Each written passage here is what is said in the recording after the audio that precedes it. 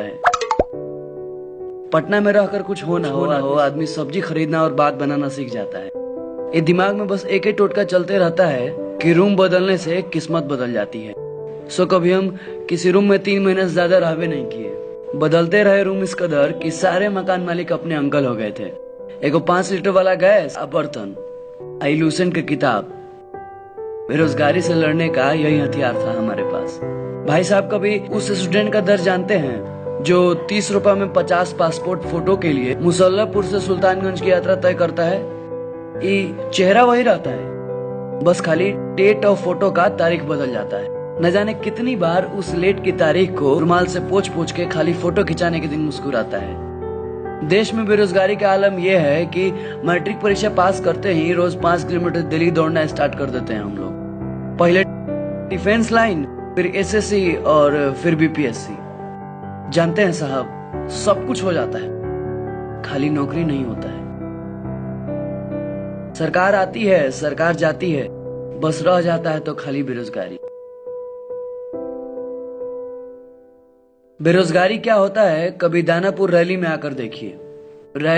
Rally ना होकर सोनपुर का पशु मेला हो जाता है। जब 250-250 का बैच दौड़ने के लिए निकलता है ना, तो जान निकल जाता है।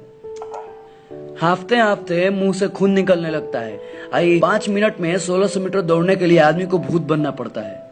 इंसान के बस का बात नहीं है।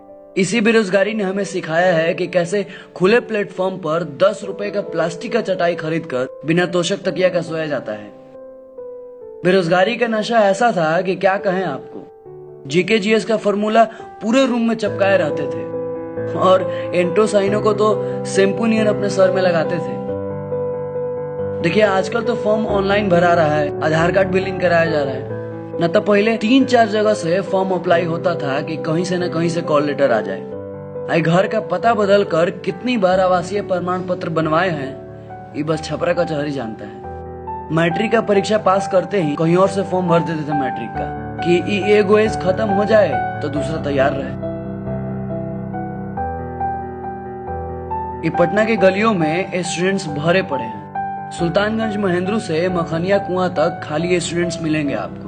बेगना पहाड़ी के पास तो दीवार नहीं, खाली पोस्टरे दिखता है। ER फलाना, DR फलाना, सबका अपना धंधा होता है भाई। नौकरी के लिए 40 तक मुजबानी पहाड़ा, 50 तक स्क्वायर सब याद है। साला समझे में नहीं आता था कौन सा इम्पोर्टेंट है और कौन सा अनइम्पोर्टेंट। एक बार दीदिया के ब्याह में हमारे SSC के एग्जाम लड़ गया था। हम ब्याह में नहीं गए कि क्या पता नौकरी इसी परीक्षा में मिल जाए। शाम को जब घर लौटे थे ना, तो बहुते रोए थे, कहे कि साला कोनो ठेकेदार पहले ही पेपर आउट कर दिया था। एक पढ़ाकू बेरोजगार के लिए सबसे बड़ा त्याग था ये, अपने रोजगार के लिए।